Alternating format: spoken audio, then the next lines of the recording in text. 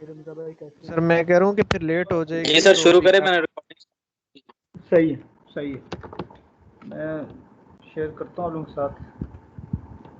तो जो भी है इसको बस ठीक है, रिकॉर्डिंग लगी है ऑलरेडी।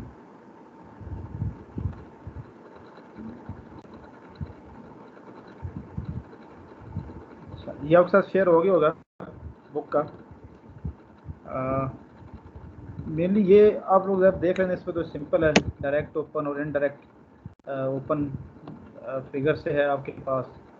डायरेक्ट ओपन में डायरेक्टली कंबस्शन वगैरह, और इसमें इनडायरेक्ट ओपन में आपके पास रिएक्टर अलग है।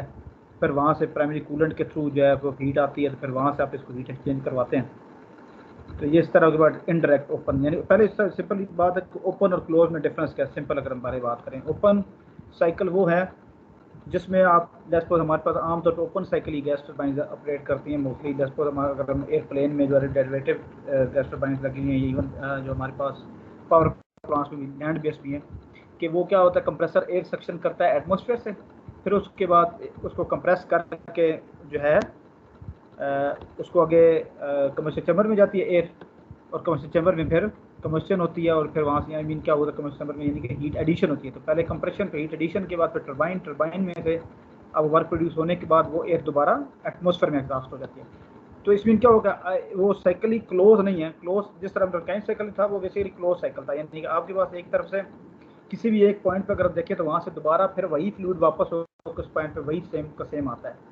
तो बस अगर वो फ्लूइड जाता था, वो क्या था, वो पहले पंप से फिर बॉयलर, बॉयलर से फिर टरबाइन, टरबाइन के बाद फिर कंडेंसर से दोबारा उसको कूल डाउन करके वही सेम जो है वो फ्लूइड जो है वो पंप में सप्लाई की जाता था।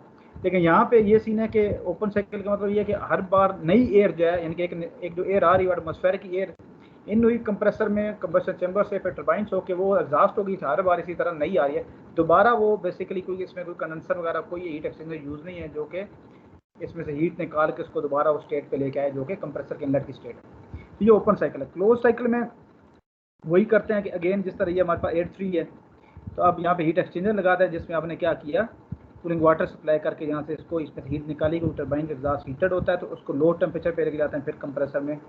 तो ये हमारे पास क्लोज साइकिल कन्फिग्रेशन है।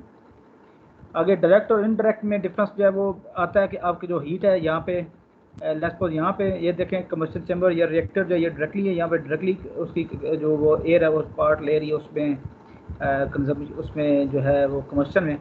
और दूसरी तरफ जो है वो आपके पास क्या है कि रिएक्टर जहाँ पे हीट प्रोड्यूस है वो एक अलहदा है, ठीक है, यूनिट है, और वहाँ से आप जो है वो हीट लेके आते हैं किसी प्राइमरी यानी कूलेंट, एक सेकेंडरी साइकिल आपका है वो क्या करता है, वहाँ से हीट लेके आता है और यहाँ पे इस एयर को जो कमर्शियल चैम्बर है इसको हीट देता है, और इसी तरह जो है वो फिर ये हीट यहाँ से लेने के बाद आगे जाते हैं। ये बेसिकली हमारे पास इनडायरेक्ट कन्फिगरेशन। आगे चलता है ideal Brayton cycle.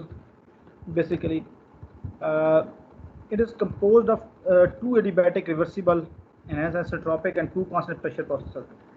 Basic cycle है क्या, साइकिल इसमें आपके पास दो आइसेंट्रोपिक प्रोसेस हैं, कौन से, कंप्रेसर और टरबाइन में, यानी कि जहाँ पे वर्क कंजम्पशन और एक वर्क का जो लेना देना है वो हमारे पास एंट्रोपिक प्रोसेस है, यानी कि इरिवर्सिबल हैं, और एडियाबैटिक प्रोसेस है। तो कंप्रेशन भी इसी तरह आइसेंट्रोपिक, और आपके पास एक्सपेंशन भी आइसेंट्रोपिक, और बाकी जो हीट एक्सचेंज क्या है वो हमारे पास यहाँ पे बेसिकली जिसे क्या कहते हैं कि वो आइसोथर्मल नहीं होते बल्कि कांस्टेंट प्रेशर होता है। यानी कि लेट्स सपोज आपके पास एक कमर्शियल चैम्बर में जाती है, तो कमर्शियल चैम्बर में आपके पास क्या हो रहा होता है कि वहाँ पे सिंपली हीट, मकसद उसका हीट एडिशन है, मकसद उसका प्रेशर बढ़ाना नहीं है। वहाँ पे कोई भी आपके पास ना उसकी कोई स्पेसिफिकली जिसे हम कहें कि डेफिनेटली रियल में उसमें मिक्सिंग वगैरह होती है, कोई ना कुछ जो है वो ऑटोमाइजेशन वगैरह होती है, तो उसमें डेफिनेटली ज़रूर प्रेशर लॉसेज आते हैं। अदरवाइज मेनली मकसद यही होता है कि इस प्रोसेस को कांस्टेंट रखा जाता है। इसलिए आइडियल ब्रेटन साइकिल में आपके पास 4 प्रोसेस हैं। हीट सबसे पहले आपका कंप्रेसर से अगर स्टार्ट करूँ, आइसेंट्रोपिक कंप्रेशन, फिर कांस्टेंट प्रेशर हीट एडिशन, फिर आइसेंट्रोपिक एक्सपेंशन, और फिर अगर इस तरह हीट एक्सचेंजर आपका लगा हुआ है, ये जो हम आमतौर पर close cycle ideal Brayton cycle बनाते हैं, तो उसमें क्या है फिर अगेन हीट रिजेक्शन जब एट कांस्टेंट प्रेशर है। और इसकी ये TS जो डायग्राम है, ये TS डायग्राम है 1 2, ये आइसेंट्रोपिक है, देखें आइसेंट्रोपी हमारे पास हॉरिजॉन्टल एक्सिस पे है, और ये वर्टिकल एग्जैक्टली लाइन आएंगी ये कंप्रेसर की और ये टरबाइन की, और बाकी ये कांस्टेंट प्रेशर लाइन है ये जो है ये ऊपर वाली हीट एडिशन की और ये नीचे वाली हीट रिजेक्शन की। ये ऑलरेडी हमने थर्मो में पढ़ा भी होगा कि लैपो को हम किस तरह हम इसको हम लोग कंस्ट्रक्ट कर सकते हैं, स्पेसिफिकली इसकी ये शेप क्यों है। 1 2 की तो मैं समझ आई कि यानी कि जब कंप्रेशन होती है कंप्रेशन के रिजल्ट में 1 से 2 की तरफ क्यों है कंप्रेशन। अगर हम आइसेंट्रोपिक कह रहे हैं तो आइसेंट्रोपिक का मतलब ये क्या हुआ कि जो है वो क्या होगा, उसकी एंट्रोपी कांस्टेंट रहेगी। लेकिन सर टेम्परेचर के साथ क्या होगा, टेम्परेचर बढ़ेगा तो फिर हमारे पास क्या आना चाहिए, आइसेंट्रोपिक कंप्रेशन के रिजल्ट में टेम्परेचर बढ़े और एंट्रोपी कांस्टेंट होगी, तो ये वर्टिकल लाइन आएगी। अच्छा, बाकी ये जो है प्रेशर कांस्टेंट की लाइन जो है उसकी ये शेप इस तरह की है। जब कांस्टेंट प्रेशर हीट एडिशन है तो इसमें क्या होता है, जब हीट एडिशन है तो उसका टेम्परेचर भी बढ़ता है, साथ ही वर्किंग फ्लूइड की एंट्रोपी बढ़ती है, क्योंकि उसमें हमने यही पढ़ा था ना कि एंट्रोपी जो है वो ट्रांसफर का कंसेप्ट है। जब आइडियल भी है तो आइडियल केस में भी, अगर आइडियल साइकिल भी हो तो आइडियल साइकिल में ये होता है कि एंट्रोपी जनरेशन नहीं है लेकिन एंट्रोपी ट्रांसफर स्टिल होती है। तो ये डेफिनेटली हमारे पास क्या होता है, जब हीट एडिशन होती है तो जिस डायरेक्शन में हीट ऐड हो रही है तो उसी डायरेक्शन में एंट्रोपी बढ़ होती है। तो ये हमारे पास ये इस तरह का होता है। ये एरो का अगर निशान बनाऊंगा तो मैं ये इस तरह करके ये एरो का निशान बनाऊंगा और ये बेसिकली 2 से 3 की तरफ। फिर आइसेंट्रोपिक हमारे पास जो है ये एक्सपेंशन है। एक्सपेंशन के रिजल्ट में डेफिनेटली क्या होगा, गैस कूल डाउन होती है, ठीक है, और उसके रिजल्ट में टेम्परेचर डाउन होता है, कम होगा, और एंट्रोपी हमारे पास कांस्टेंट, तो हमारे पास ये वर्टिकल लाइन आती है। फिर 4 to 1 अगेन इसी तरह प्रेशर कांस्टेंट की लाइन। इसमें क्या हो रहा है कि जब हीट रिजेक्ट कर रहे हैं, हीट रिजेक्ट में हमने कहा कि हीट ट्रांसफर कहाँ से होगी, हीट रिजेक्शन में। अब हीट ट्रांसफर की डायरेक्शन क्या है, वो सिस्टम से सराउंडिंग की तरफ होती है, तो इसलिए फिर ये सिस्टम जो आपकी सिस्टम है उसको कह रहा हूँ, जो हमारे पास जो गैस है साइकिल की, तो वो साइकिल की गैस की एंट्रोपी कम होगी हीट रिजेक्शन के, और डेफिनेटली उसकी एंट्रोपी भी कम होगी और उसका टेम्परेचर भी कम होगा हीट रिजेक्ट करेगी। पीवी के ऊपर अगर हम इसी को प्लॉट करना चाहें तो हमारे पास 1 से 2 अगर प्रोसेस को प्लॉट करते हैं तो जब ये कंप्रेशन हो रही है, ठीक है, पीवी के ऊपर ये हमारे पास जो कांस्टेंट एंट्रोपी की लाइन होती है बेसिकली ये सिलेंडर लाइन होती है पीवी के ऊपर, और हमारे पास ये 1 to 2 जो है वो कंप्रेशन है। कंप्रेशन के रिजल्ट में डेफिनेटली क्या होगा, उसका वॉल्यूम कम होता है और प्रेशर ज़्यादा होता है। ये हमारे पास ये इस तरह की इसकी शेप आती है। बाकी जो कांस्टेंट प्रेशर हीट एडिशन है वो 2 to 3 है, तो जब हम प्रेशर का कांस्टेंट लेकिन हीट एडिशन की रिजल्ट में उसका वॉल्यूम बढ़ता है। और इसी तरह ये हमारे पास जो आइसेंट्रोपिक एक्सपेंशन, और फिर एग्जैक्टली इसी तरह हमारे पास ये जो है हमारे पास कांस्टेंट प्रेशर जो है हीट रिजेक्शन। हीट रिजेक्शन के रिजल्ट में कांस्टेंट प्रेशर कांस्टेंट ज़्यादा एग्जैक्टली हॉरिजॉन्टल लाइन है, और हीट रिजेक्शन हो रही है तो उसकी वजह से क्या होगा, इसका वॉल्यूम कम होगा। बाकी मैं इंडिविजुअली इनके ऊपर जो है कंपोनेंट्स के ऊपर ये डिफरेंट प्रोसेसेस के ऊपर थर्मोडायनामिक्स लगाऊंगा, तो मेरे पास जो एक्सप्रेशन मेरे पास जो बनेंगे वो सिंपली क्या आएंगे मेरे पास। लेट्स सपोज मैं इसके ऊपर लगाता हूँ, ये कंप्रेशन हो रही है 1 to 2 में, तो कंप्रेशन में हमारे मकसद ये क्या है, ये बेसिकली आइसेंट्रोपिक है। आइसेंट्रोपिक का मतलब क्या है, ये रिवर्सिबल भी और साथ एडियाबैटिक है। जब एडियाबैटिक इट्स मीनिंग उसमें Q = 0 होगा, तो हमारे पास जो फर्स्ट लॉ डायनामिक्स उसकी स्टेटमेंट सिर्फ और सिर्फ उसमें अंदर क्या रहेगा, उसके अंदर वर्क रहेगा क्योंकि वर्क इन्वॉल्व है, और प्लस बाकी जो हमारे पास जो प्लस Q है वो Q0 हो जाता है, इक्वल टू हमारे पास जो चेन एनर्जी है, चेन एनर्जी में फिर तीनों की कंट्रीब्यूशन होती है हमारे पास। उसमें हमारे पास कौन सी, हमारे पास पोटेंशियल एनर्जीज है, हमारे पास काइनेटिक एनर्जीज है, और हमारे पास एंथैल्पीज है। तो अगर काइनेटिक एनर्जी पोटेंशियल एनर्जीज को अगर हम नेग्लिजिबल अज्यूम करें तो हमारे पास सिंपली फिर एंथैल्पीज रह जाते हैं। तो इसलिए फिर हमारे पास यहाँ पे इस आमतौर पे ओवरऑल द साइकिल में हम लोग काइनेटिक एनर्जी पोटेंशियल एनर्जी में जो चेंज है वो हम लोग नेग्लिजिबल लेते हैं, और हमारे पास जो है वो इस सिनेरियो में इसी तरह स्पेसिफिक टू 1 to Q0 है, तो सिंपली W जो हमारे पास इक्वल टू क्या आ जाता है, डेल्टा H आ जाता है इसके कारण। इसी तरह यहाँ पे W 0 है हीट एडिशन में, यहाँ सिंपल Q बचता है और Q = हमारे पास डेल्टा H आता है, m डॉट डेल्टा H। इसी तरह ये हम जो है चारों प्रोसेस के फेस हम अप्लाई करते हैं।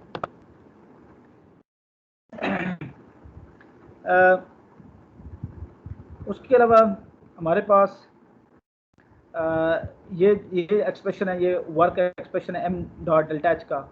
अच्छा, इसमें H = क्या, CPT था, तो इसी एक्सप्रेशन को अगर हम जो है CPT है, तो अगर मैं इस एक्सप्रेशन इसी जगह पे मैं अगर मेरे पास एंथैल्पीज की बजाय मैं इसको इस फॉर्म में भी इसको मैं लिख सकता हूँ कि यहाँ पे H = CPT अगर मैं लगाता हूँ। लेकिन इसमें ये इंटीग्रल जो नज़र आ रहा है T3 to T4 आ रहा है, यहाँ पे तो सिंपल 2 वैल्यूज का डिफरेंस है ना, लेकिन यहाँ पे CPT × DT किया हुआ है। इसकी वजह यह है कि हमारे पास CP जो है उसकी वैल्यू हमारे पास थ्रू आउट हमारे पास, अगर तो मैं CP कांस्टेंट ले लूँ फिर तो एग्जैक्टली ये इसी तरह होगा ये, लेकिन हमारे पास क्या होता है, CP हमारे पास हमेशा सेम नहीं होती, हमारे पास वो चेंज हो रही होती है। उसका जो बिहेवियर है ये 86 फिगर आप देखें, हमारे पास जो मोनोटाइमिक गैसेज है उनमें CP कांस्टेंट रहती है, वो टेम्परेचर के साथ उसकी वेरिएशन नहीं है। लेकिन आपके पास डायटोमिक में देख लें उनमें वेरिएशन है, इसी तरह ट्राइएटॉमिक में उससे भी ज़्यादा वेरिएशन है।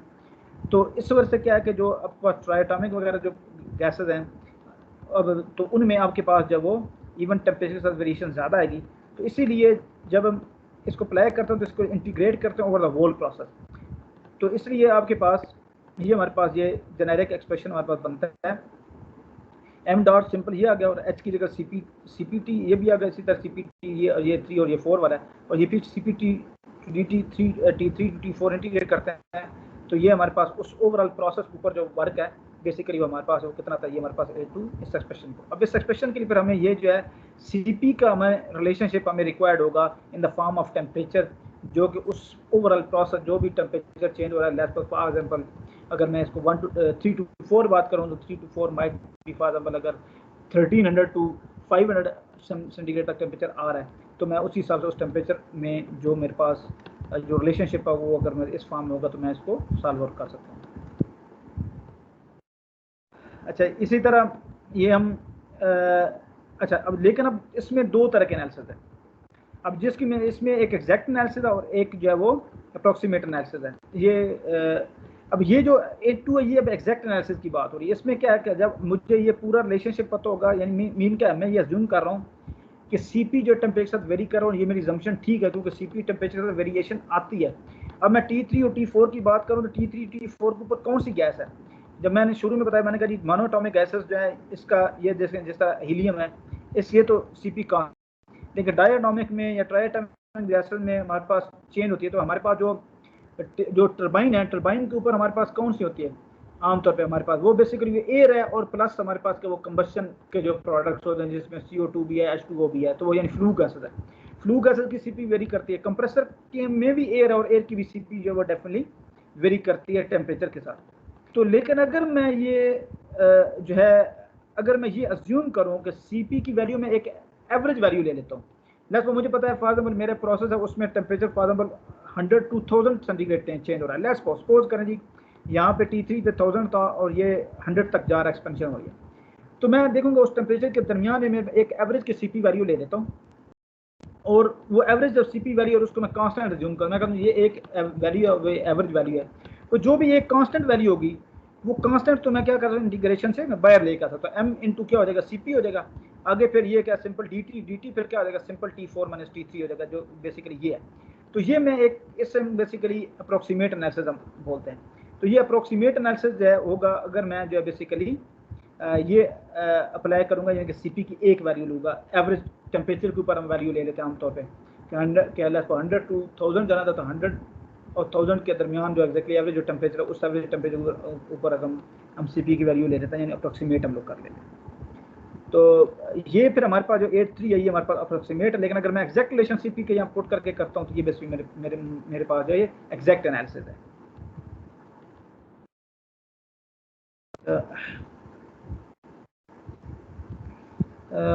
ये हमारे पास प्रेशर रेशो का बेसिकली P3 और P4 कंप्रेसर और या टरबाइन के क्लास जो प्रेशर रेशो है, ठीक है। और ये आइसेंट्रोपिक प्रोसेस में बेसिकली ये रिलेशनशिप है ना, सिंपल टेम्परेचर की रेशो इक्वल टू प्रेशर की रेशो की power K minus 1 over K, इसमें के वहाँ K या गैमा, समटाइम कुछ बुक्स में गैमा यूज हुआ होता है वो है, कुछ बुक्स में K जो है वो यूज हुआ है। तो यहाँ पे बेसिकली ये इस बुक में इसको ये K से कर रहा है, K बेसिकली क्या CP और CV और इस तरह इसका डिफरेंस है वो R है। तो हमारे पास जो है जो रिलेशनशिप था ऊपर जो वर्क का टरबाइन का वर्क था वो क्या था, वो हमारे पास ये था MCP T4 माइनस T3 था। तो यहाँ पे इसी में हम वैल्यू पुट करते हैं T4 की वैल्यू कहाँ से ली, T4 हमारे पास यहाँ से आता है, ये T4 है इस इक्वेशन से आइसेंट्रोपिक प्रोसेस की जो रिलेशनशिप, ये आइडियल हम साइकिल को सॉल्व कर रहे हैं ना, तो आइडियल में क्या है आइसेंट्रोपिक जो है वो बेसिकली प्रोसेस हम हमारे पास टरबाइन के पास यानी आइसेंट्रोपिक एक्सपेंशन हो रही है। तो यहाँ से इस आइसेंट्रोपिक रिलेशनशिप से T4 की वैल्यू ली, T4 इक्वल क्या आएगा T3 ओवर जो ये इसकी जो प्रेशर रेशो की power K minus 1 over K ये हो जाएगा। इसी रिलेशनशिप को हम जब यहाँ पे उसमें उस इक्वेशन पुट करते हैं ऊपर वाली इक्वेशन में ये वाली में, तो ये जो है हमारे पास ये पुट करते तो इन दी एंड हमारे पास एक्सप्रेशन जो है वो ये हमारे पास एक्सप्रेशन हमारे पास बनता है। ये T3 उसमें कॉमन आ जाता है, क्योंकि ये T4 की जगह पे ये हमने ये T3 इंटू T3 ओवर ये हमने पुट किया था। तो उसी से फिर हमारे पास जो रिलेशनशिप बनता है ये 1 - 1 ओवर ये रिलेशनशिप हमारे पास एक फाइबर रिलेशनशिप आ जाता है टरबाइन के वर्क से आता है। अच्छा, अब चीज़ें जो आपसे बल्कि चलें हम इसी तरह के ये डिफरेंट एक्सप्रेशन हम देख लेते हैं। ये कंप्रेसर के अक्रॉस प्रेशर रेशो, इसी तरह कंप्रेसर के अक्रॉस जो एसिंट्रोपिक रिलेशनशिप ये, और इसी तरह कंप्रेसर का जो एग्जैक्टली वर्क होगा सेम इसी तरह टरबाइन के अक्रॉस किया है। इसी तरह कंप्रेसर के अक्रॉस भी जो है हमारे पास थर्मोडायनामिक्स से हमारे पास जो रिलेशनशिप आता है सिंपली वो ये H2 - H1 है। अच्छा, ये जो है ना H2 - H1 ये हम कर रहे हैं, ये बेसिकली हम एग्जैक्टली ये एग्जैक्ट एनालिसिस की बात कर रहे हैं। लेकिन जब हम सीपी के नाम पे इंट्रोड्यूस करते हैं ना सीपी और टेम्परेचर की बात, फिर हमारे पास वो आता है कि अप्रोक्सीमेट की तरफ जा रहा है एग्जैक्ट की तरफ, क्योंकि उसमें फिर हमारे पास क्योंकि सीपी की वैल्यू टेम्परेचर के साथ चेंज होती है। ठीक है, तो उस वजह से हमारे पास जो वो बेसिकली फिर क्या होता है, फिर अब डिपेंड करता है कि आप जो है वो एक वैल्यू अगर सीपी की लेके कर रहे हैं तो आप अप्रोक्सीमेट कर रहे हैं, और अगर आप उसकी जो पूरी रिलेशनशिप आपके पास मौजूद है सीपी इंटू टी वाला, तो फिर आप जो वो एग्जैक्ट एनालिसिस कर रहे हैं।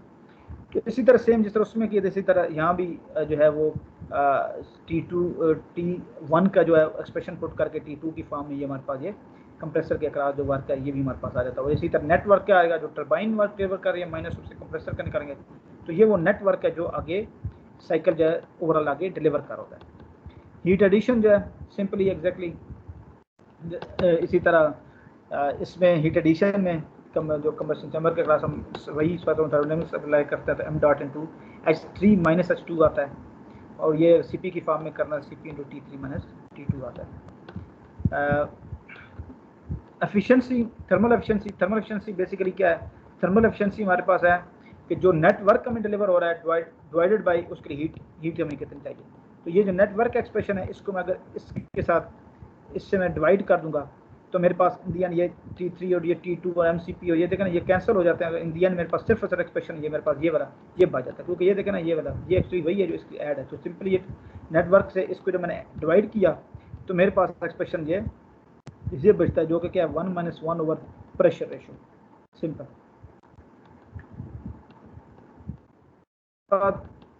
अच्छा, फिर इसी तरह हमारे पास जो है अच्छा पहले सबसे पहले हम इसको देख लेते हैं, ये वाला एक्सप्रेशन। ये एक्सप्रेशन हमें क्या कह रहा है, ये थर्मल एफिशिएंसी क्या है, थर्मल एफिशिएंसी है 1 - 1 ओवर प्रेशर रेशो हमारे पास आ रहा है। अब प्रेशर रेशो हमारे पास डिनोमिनेटर में आ रही है जो कि माइनस हो रहा है 1। अगर मैं यहाँ पे मेरे पास लेस को 0 आता है, उसका मतलब क्या है 1 - 0 1। 1 का मतलब क्या है, 1 का मतलब 100% एफिशिएंट। तो ये जो टर्म है ये जितनी बड़ी होती जाएगी, इस मीन क्या हुआ कि 1 में से इतना ही बड़ा माइनस होता जा रहा है, इतनी एफिशिएंसी आपकी कम होती जाएगी। तो ये टर्म जो है छोटी कब होगी, जितना बड़ा डिनोमिनेटर होगा इसका इतनी ही ये जो है बड़ी होगी, और इतना ही उस एफिशिएंसी जो है आपकी हमारे पास क्या आएगी, सॉरी जितना डिनोमिनेटर मेरे पास एग्जैक्टली जितना डिनोमिनेटर मेरे पास बड़ा होगा इतनी ही ये छोटी होगी, इतने ही माइनस कम होगा, तो वो हमारे लिए एफिशिएंसी मीन बढ़ रही है। तो हम फिर क्या चाहेंगे, हम यही चाहेंगे कि ये हमारे पास डिनोमिनेटर इसका बड़ा हो, जिसकी वजह से हमारे पास एफिशिएंसी हमारे पास ज़्यादा आएगी। तो ये डिनोमिनेटर क्या है, डिनोमिनेटर हमारे पास प्रेशर रेशो है। इस मीन क्या हुआ कि ये जो थर्मल एफिशिएंसी है वो सोलली डिपेंड कर रही है किस चीज़ के ऊपर, क्या आपके पास प्रेशर रेशो क्या है। ये प्रेशर रेशो कौन सी है, ये हमारे पास प्रेशर रेशो है जो हमारे पास, अगर मैं आइडियल साइकिल की बात करूँ, हम जूम कर रहे हैं कि कांस्टेंट प्रेशर है हमारे हीट एडिशन का और हीट रिजेक्शन में, तो उस सूरत में वही सेम प्रेशर होगा जो कंप्रेसर के अक्रॉस और वही जो टरबाइन के अक्रॉस। ठीक है, तो यानी कंप्रेसर ने जो बिल्टअप कर दिया प्रेशर, वही वाला प्रेशर टरबाइन के इनलेट पे होगा, और एग्जॉस्ट जो है वो प्रेशर एग्जैक्टली जो टरबाइन का आउटलेट पे है वही वाला, क्योंकि कंप्रेसर तक पहुंचने की कोई लॉस नहीं, वही कंप्रेसर के इनलेट। तो मीन क्या हुआ कि प्रेशर रेशो हमारे पास दोनों तरफ कांस्टेंट आती है। तो सिंपली ये आइडियल के केस की हम बात करें कि जितनी प्रेशर रेशो हमारे पास आएगी, जितना बड़ा कंप्रेस होगा, जितना ज़्यादा वो प्रेशर डेवलप करेगा अपने वो इन और आउट के अगेंस्ट, वही डेफिनेटली प्रेशर अगेंस्ट होगा टरबाइन के, इतनी ही हमारी एफिशिएंसी बढ़ेगी। ठीक है सर, मैस फ्लो रेट पे क्या डिपेंडेंसी होगी? अच्छा जी मैम, कोई बात है? मैंने कहा सर मैस फ्लो रेट पे ये एफिशिएंसी की कोई डिपेंडेंसी है? एक मिनट इसकी आवाज़ ऊंची कर लूँ शायद, या सर मैंने हेडफोन ही यूज़ करा, मैं ये स्पीकर यूज़ कर रहा हूँ एक laptop. Ji ji ji please. अब मैंने कहा सर ये मैस फ्लो रेट पे क्या रिलेशन बनता है डिपेंडेंसी एफिशिएंसी का? नहीं देखें, एफिशिएंसी का मैस फ्लो, ये सिस्टम की मैस फ्लो रेट हम सिस्टम की कैपेसिटी के साथ रिलेट करते हैं, कितना बड़ा सिस्टम है, ठीक ठीक है। हो गया सर, ठीक हो लेकिन गया। जो मैस फ्लो रेट के अलावा जो प्रेशर्स और टेम्परेचर मेनली पैरामीटर्स है ना, ये बेसिकली उसकी एफिशिएंसी को कंट्रोल करते हैं। इसके अलावा आमतौर पे ये भी डिफाइन किया जाता है कि जितना हाईएस्ट टेम्परेचर होगा आपके टरबाइन के इनलेट के ऊपर, गैस टरबाइन की सिंपल सी बात है, जितना हाईएस्ट टेम्परेचर होगा, इसमें दो चीज़ें ना, एक तो प्रेशर रेशियो है, प्लस ये भी होता है कि इसमें मैक्सिमम जो टेम्परेचर होता है जो है T3 जो है, जितना मैक्सिमम होगा इतनी उसकी एफिशिएंसी जो है उसकी जो है वो उसकी हायर होगी। लेट मी सी,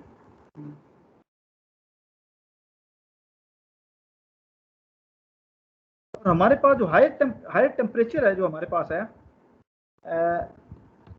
जो टरबाइन के इनलेट के ऊपर, वहां पे अब हमारे पास मेटलर्जिकल लिमिट्स हमारे पास आ जाती हैं। अब इवन अब बात वही है कि जितने आप हायर से हायर टेम्परेचर बिल्टअप करेंगे इतनी ही आपका टरबाइन के क्रॉस आपके पास वर्क बढ़ता जाएगा। उस आप एक नोट करें ना, कंप्रेसर का वर्क उधर ही है स्टार्ट में, यानी कंप्रेसर लेस पर आपने एक सर्टेन प्रेशर तक आपने किया ये प्रेशर रेशियो वो आपके पास, जितनी हायर प्रेशर रेशियो इतनी एफिशिएंसी बढ़ गई। अब आप क्या करें, अब हीट ऐड करते जाते हैं तो आगे जो लाइन राइट से जो बढ़ती जाती है ना, लास्ट टाइम आपको बताया था टेम्परेचर एंड टर्बी डायग्राम में, वो क्या होती जाती है, इवन मैंने आई थिंक टरबाइन में वो डिस्कस किया था, टर्बो मशीन में, कि आपकी लाइन डाइवर्ज होती जाती है जो यानी कि आपके पास ये जो सॉरी मैं शो करता हूँ यहाँ पे, ये वाला ये टेम्परेचर एंट्रोपी डायग्राम को देखें, जो ये ऊपर की तरफ जाएगी इसका स्लोप ज़्यादा होगा एज कंपेयर टू इसके स्लोप, तो इसका स्लोप कम और इसका जब ज़्यादा है उसकी वजह से क्या होगा, ये आपस में जितना डाइवर्ज करेंगी इस मीन का हुआ कि इतना ही ज़्यादा यहाँ पे डिफरेंस आएगा, इतना ही जितना ज़्यादा यहाँ डिफरेंस है इस मीन का हुआ यहाँ टरबाइन लगी इतनी ही ज़्यादा वो वर्क प्रोड्यूस करेगी। डेफिनेटली उसमें आप हीट एडिशन जितनी जारी बात है आपको बढ़ानी पड़ेगी, लेकिन आपके पास यहाँ पे जो नेटवर्क है वो आपके पास जब वो इतना वो ज़्यादा आपके बढ़ता जाएगा, तो यहाँ पे ये जो आपके पास T3 होता है ना, ये आपके पास होता है हाईएस्ट जो है बेसिकली आपको एफिशिएंसी डिलीवर करता है। और हमारे पास जो मॉडर्न गैस टरबाइन में कोशिश ये की जाती है कि जितना मैक्सिमम से मैक्सिमम कितना टेम्परेचर बढ़ा सकते हैं। इवन आपको एक बात बताऊँ, डेटोनेशन टेक्नोलॉजी के ऊपर भी काम हो रहा है कंबशन चैम्बर में, आप हाईएस्ट टेम्परेचर लेकिन बात फिर मेटलर्जिक लिमिट्स आ जाते हैं फिर भी सर।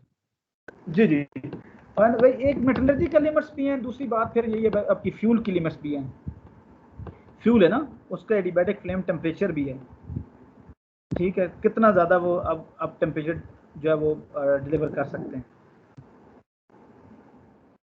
ठीक हो गया।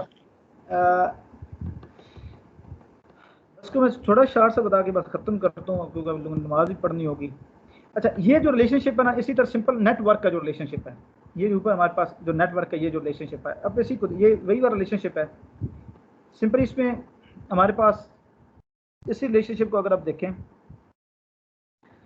अब इसमें रिलेशनशिप में इसको रिलेशनशिप में वो बेसिकली क्या आता है कि T3 माइनस T1, एक मिनट में इसको ज़रा देखते हैं, एक मिनट इसको मैं जल्दी से पढ़, although the above equations pertain to constant specific heat gas, constant specific heat gases, the trends they predict apply to all gases.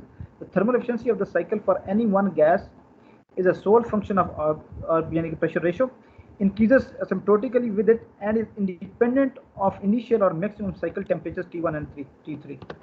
वही बात सिंपल, वो अगर उसको प्लॉट करता जाए ये इस रिलेशनशिप में, तो वो कह रहा है कि सिंपली आपके पास क्या है, वो बेसिकली प्रेशर रेशो के सिम्प्टोटिकली मीन क्या होता है कि यानी कि आपके जैसा टेंडेंसी नहीं होती कोई, उसी साथ एक्जैक्टली बढ़ती जाएगी, जितना प्रेशर रेशो बढ़ाते जाएंगे हमारे पास एफिशिएंसी हमारे पास इंक्रीज करती जाएगी।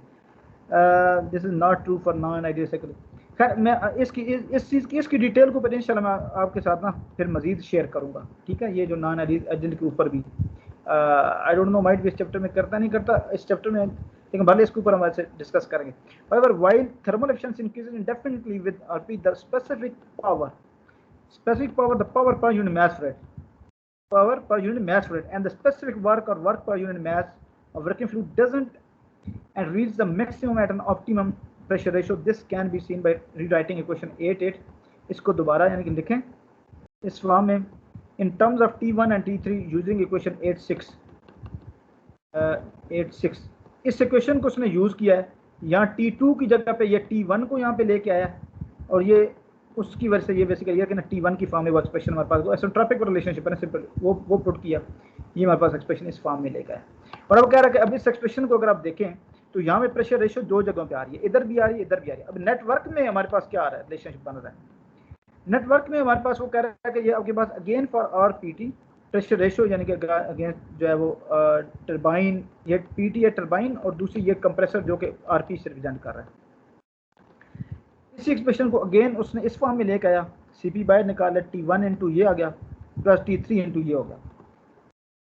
अब वो कहता है कि तो इसको अगर हम देखें एग्जामिनिंग इक्वेशन 8 एंड 811, 8 तो ये वाली थी ना, इस इक्वेशन ये नेटवर्क की जो इक्वेशन है इनको एग्जामिन करता है।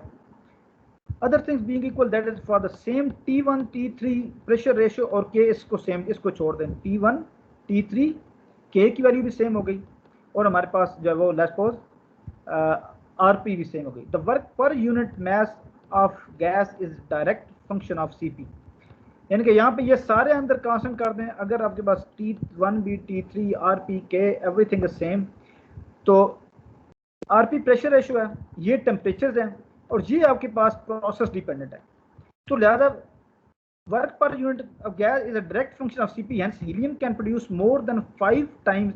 तो अब ये CP डिपेंडेंट होती है कि आप कौन सा सब्सटेंस यूज कर रहे हैं, कौन सा वर्किंग फ्लूइड यूज कर रहे हैं स्पेसिफिकली। ये प्रोसेस डिपेंडेंट है, उसने कहा प्रोसेस वालों को निकाल देता हूँ, तो स्पेसिफिक कौन सा फ्लूइड यूज कर रहा हूँ, तो इस मीन का हुआ कि उस फ्लूइड की बेस के ऊपर मेरे पास नेटवर्क मेरे पास चेंज होगा।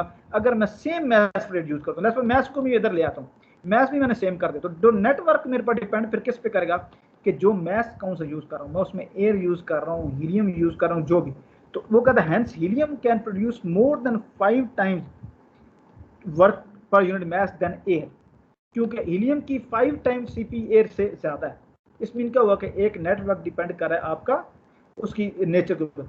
जो ऊपर था ना एफिशिएंसी वाला, वो आपका independent of the nature of the gas था, वहां पे सिंपल प्रेशर रेशियो की बात थी, कुछ भी नहीं था। और सिंपल प्रेशर रेशियो थी what ever is it, helium, air, ठीक है, ये इवन कोई और भी आपके पास जो है ईथेन है, वट एवर जो भी आप उसमें यूज करते हैं आप उस पर डिपेंड नहीं, सिर्फ प्रेशर रेशियो भी। लेकिन अभी नेटवर्क की तरफ आ रहे हैं, फिर मैं बताता है अब वही अब कैपेसिटी की बात है। अगर सेम मास फ्लूइड यूज कर रहे हैं, same size of system use कर रहे हैं, तो 5 टाइम मोर आप वर्क प्रोड्यूस करोगे, नेटवर्क आपके पास आर होगा अगर आप हीलियम यूज करते हैं, क्योंकि उसकी CP की वैल्यू ज्यादा है। अच्छा, other things being equal, second point आ जाए, gases with higher values of K, अगर गैस की वैल्यू K की हायर हो, दैट इज, उसका मतलब K की वैल्यू हायर होने का मतलब क्या है कि ये रेशियो आपके पास हायर होगी, produce more work per unit mass of gas then gases with lower K। अब ये अगर ज्यादा होगा तो आपके पास क्या होगा, डेफिनेटली आपके पास जब वो यानी कि उससे क्या होगा, ये वन में से माइनस जो है ये फिर कम से कम होगा, क्योंकि ये हम ज्यादा ही हम चाहते हैं ज्यादा होगा, तो फिर हमारे पास ये चीज, हमारे पास ये जो प्लस हो रही है ये हमारे पास चीज बढ़ेगी। अच्छा, अब उसमें वो ये कहता है कि again this shows an advantage for helium over air, again फिर आपके पास जो है एडवांटेज मिलेगा, जिसका K ज्यादा होगा तो आपको हायर आपको डिलीवर होगा। अच्छा, अब इसके अलावा थर्ड पॉइंट है, फॉर एनी वन गैस, कोई स्पेसिफिक कोई गैस लें, एक gas specific, an increase in pressure ratio from its lowest value of 1, lowest value 1 इसलिए कहते हैं, लोएस्ट का मतलब क्या है, प्रेशर रेशियो 1 का मतलब क्या है कि आप कुछ कर ही नहीं रहे, वे द वर्क इज 0। अच्छा, decrease one part of equation 811 and increase the other. अब ये वाली बात है कि अब RP जो प्रेशर रेशियो है, अब इस प्रेशर रेशियो को देखते हैं उससे क्या हो रहा है। अब देखें, प्रेशर रेशियो में जब बढ़ाता हूँ ना, मैं ये बढ़ाऊंगा तो वो ये मेरे पास जो टर्म है ये मेरे पास बढ़ती जाती है, ठीक है, लेकिन क्या हो रहा है कि ये वही चीज़ है, ये दोनों सेम है ना, ये टर्म बढ़ती है लेकिन ये टर्म मेरे पास कम होती जाती है। इसमें क्या हुआ कि वो बढ़ाने से मेरे पास एक बढ़ती है और एक कम होती है। अब मुझे फिर क्या करना पड़ेगा, इसमें क्या हुआ कि जब इस तरह के दो आपके पास काउंटर बैलेंस आ जाए, क्वेश्चन में आ जाए, इसमें क्या हुआ कि there is some kind of optimum point जो एग्जिस्ट करता है, एक पॉइंट आएगा जब मैक्सिमम वैल्यू आएगी, उससे राइट और लेफ्ट दोनों तरफ आपके पास मिनिमम वैल्यूज आएंगी। तो इसमें क्या हुआ कि एक स्पेसिफिक एक प्रेशर रेशियो, एक highest pressure ratio optimum pressure exist करती है, जिसके ऊपर आपको मैक्सिमम नेटवर्क में डिलीवर होगा। और वो बेसिकली ये इस इक्वेशन में अगर ये फिगर अगर हम देखें तो ये बेसिकली इसमें एलाबोरेट हो रहा है, और इसमें ये बेसिकली देखा भी जा सकता है, शो भी हो रहा है। जो टीएस डायग्राम है ना, टीएस डायग्राम में ये लेट्स सपोज मैं लेता हूँ, जब मेरे पास प्रेशर रेशो, सपोज करें प्रेशर रेशो बहुत कम है, ये जो 1 बना हुआ है प्रेशर रेशो बहुत कम, उसका मतलब क्या हुआ, ये देखें ये छोटी सी, ये बिल्कुल यहाँ तक बस लाइन बनी, उसके बाद ये कांस्टेंट प्रेशर जो है वो हीट एडिशन हो गई। इसमें अगर आप एक ये केस है, इस केस में अगर जब देखें तो ये जो इनसाइड एरिया होता है ना सर्कल के अंदर वाला, ये आपका नेट वर्क को शो करता है, नेटवर्क को। ठीक है, अब आपने ये चेक करना है, जाके अभी देखना है ये नेटवर्क को कैसे शो करता है, आपको उसका पता होना चाहिए। ठीक है, अगर कोई कंफ्यूजन है तो नेक्स्ट क्लास में हम डिस्कस भी कर लेंगे। अगर आपने क्वेश्चन नहीं किए तो आई विल सपोज कि आपको इस चीज़ का पता है। अच्छा, थर्ड में देखें, थर्ड में प्रेशर रेशो बहुत ज़्यादा है, तो ये आपके पास देखें, ये आपके पास केस आ रहा है। अब ये आपने बहुत ज़्यादा कर, अब अच्छा साथ ये भी एक चीज़ मेंशन करना चाह रहा हूँ कि ये मैक्सिमम मेटलर्जी का लिमिट अमीन क्या हुआ कि आपको पता है कि यार गैस टरबाइन जो डिज़ाइन कर रहे हैं ये आपके पास है, उसका आपको लेस पर टेम्परेचर दे दिया जाता है कि 1000 या लेस पर 1500 सेंटीग्रेड सुपर टेम्परेचर नहीं लेके जाना, वो डिफाइन मेटलर्जिकल लिमिट्स होगा। नीचे जो टेम्परेचर है जो कि कंप्रेसर जहाँ से इनहेल करेगा, जो गैस लेगा, वो लेस पर एटमॉस्फेयर से ले रहा है, वहाँ पे टेम्परेचर फॉर नंबर 30 सेंटीग्रेड है। तो ये दोनों लिमिट सेट हो गई जिनके दरमियान साइकिल ने ऑपरेट करना है। जिस सूरत में आपके पास लोएस्ट था, थोड़ा बिल्कुल बहुत कम प्रेशर रेशियो थी, उस सिनेरियो में भी आपने हीट करके आपने यही अबव लिमिट तक आपने लेके जाना है। दूसरी सिनेरियो में जब प्रेशर रेशियो बहुत ज़्यादा है, उसमें भी आपने यहाँ तक लेके जाना है, तो उसमें भी आप देखें फिर आपके पास क्या, ये एक्सपेंशन आएगी और ये आपके पास आ जाएगा, ये इस तक ये सिचुएशन बनेगी। तो इसी तरह जब थर्ड ये है कि एक आप इंटरमीडिएट एक पॉइंट लेते हैं, आप क्या करते हैं, इसको प्रेशराइज किया, ना कम ना ज़्यादा, और फिर आपके पास ये सिचुएशन आई। अब इसमें देखें आप, ये जो इनसाइड एरिया है इनके, जो एनक्लोज्ड एरिया है, मैंने कहा कि ये नेटवर्क को शो करता है, यानी स्पेसिफिक नेटवर्क को। स्पेसिफिक का मतलब क्या होता है, स्पेसिफिक वर्क का मतलब ये होता है कि पर यूनिट मास। तो पर यूनिट मास जो है आपके पास वर्क है, कोई भी फ्लूइड अगर हम यूज़ कर रहे हैं, तो अगर हम प्रेशर रेशियो कम है, लोअर है, तो हमारे पास ये है, अगर बहुत ज़्यादा प्रेशर रेशियो तो ये वाला है, और मिड वाला ये। तो अब मुझे बताएं, इसमें से शो हो रहा है कि जब आपके पास बहुत कम होगी तो ये इनसाइड एरिया बहुत कम होगा, जब हायर भी होगी तो ये बड़ा थिन एरिया है, तो दरमियान में आपके पास ये आएगा जिसमें आपके पास ये ज़्यादा एरिया, मीन के ये स्पेसिफिक नेटवर्क हमारे पास आउटपुट ज़्यादा होगी। तो इस मीन क्या हुआ कि यही चीज़ है, वहाँ वो इक्वेशन भी इलेबोरेट करिए कि आपके पास एक ऑप्टिमम प्रेशर रेशियो एग्जिस्ट करती है, जिसके ऊपर जो है वो आपके पास मैक्सिमम जो है हमारे पास स्पेसिफिक वर्क में होता है। तो अगर आपको ये कहा जाए कि आप इसको लेट्स सपोज इससे टेम्परेचर एंट्रोपी डायग्राम या एंथैल्पी एंट्रोपी डायग्राम से इसको रिप्रेजेंट करें कि आपके पास जो प्रेशर रेशियो है वो ऑप्टिमम उसका या उसका और स्पेसिफिक वर्क का आपस में क्या रिलेशनशिप है आउटपुट का, तो एग्जैक्टली आप स्पेसिफिकली इस डायग्राम के थ्रू हम उसको शो कर सकते हैं, जो है क्वालिटेटिवली हम ये चीज़ बता सकते हैं, एलेबोरेट कर सकते हैं। अदरवाइज मैथमेटिकली एक्सप्रेशन जो है बेसिकली ये है जो बेसिकली इस चीज़ को एलेबोरेट कर रहे हैं। बात की समझ आई है? बाकी मेरे ख्याल में फिर हम नेक्स्ट टाइम हम डिस्कस करेंगे। आप इसको ज़रा ये यहाँ तक ये पढ़ दीजिएगा, ठीक है? ये 2-3 एक्सप्रेशन भी आपने सिंपली देखने, फिर हम इसको डिस्कस कर लेंगे चीज़ों को। Yes sir. कोई क्वेश्चन है तो आप बता दें सर। ये लास्ट चैप्टर बेसिकली मेन जो डिस्कस करना है वो तो हमारा ये लास्ट है। बाकी इसके बाद मैं थोड़ा सा आपको सोलर विंड और वो बेसिक्स उनका थोड़ी सी बताऊंगा। वो उनके पूरे चैप्टर्स नहीं है लेकिन उनकी बेसिक्स, सोलर जो है वो बेसिक उसकी क्या है, ठीक है, और इसी तरह विंड की बेसिक क्या है, बेसिक उसका फार्मूला वगैरह क्या है, न्यूक्लियर की बेसिक, न्यूक्लियर की इक्वेशन बेसिक क्या है, तो उस पर हम थोड़ा शार्ट सम करेंगे, ठीक है? कोई और क्वेश्चन? सर क्लियर है बात, सही है। अच्छा, बाकी यार आपने काम करना है, आप रेडी रहिएगा। अभी किसी भी टाइम टर्बो का और पावर प्लांट के मैंने एक ना हम चाह रहे हैं क्विज करेंगे, देखेंगे कल या परसों ना हम कर लेंगे, क्विज कर लेंगे, ठीक है? टर्बो का पावर प्लांट का जो है वो क्विज हम इसी में से हम लोग करेंगे, ये अभी इसी चैप्टर में से, पीछे नहीं। ये जो भी हमने पढ़ा ना यहाँ तक, ये 8.1 एग्जाम्पल तक ये जो चीज़ हमने की है, इनको आप ज़रा पढ़ लीजिएगा, तो इसमें से हम क्विज जैसे क्या कहते हैं कि हाई प्रोबेबिलिटी है कि इसमें से हम एक क्विज कर लें पावर प्लांट। और इसी तरह जो टर्बो मशीनरी है उसका भी जो टरबाइन वाला पोर्शन जो है ना हम पढ़ रहे हैं ना, उसमें से हम लोग क्विज कर सकते हैं। इट डिपेंड्स के हो सकता है मैं यहाँ तक बल्कि नहीं कहता, मैं ये कहूँगा कि हो सकता है उस क्लास में कवर करके उसी को भी हम कर लें, इट्स पॉसिबल, लेकिन या इसमें से पूछ लें, लेकिन होगा इन्हीं चैप्टर में सभी जो लेटेस्ट तो पीछे से नहीं होगा। तो आप इसको ज़रा ये गो थ्रू कर लीजिएगा, ठीक है? ठीक है सर जी, सही है, चले any thank you, okay sir, अल्लाह हाफिज़।